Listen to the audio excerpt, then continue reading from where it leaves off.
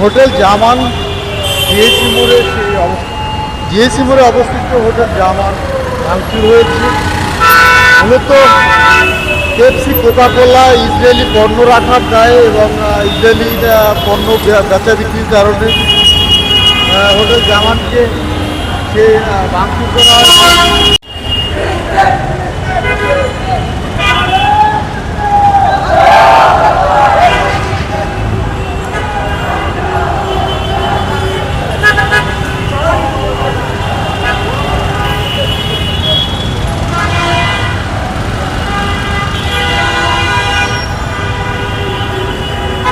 Hotel জামান ভাঙচুর হয়েছে Israeli পণ্য বেচা বিক্রি করার জন্য।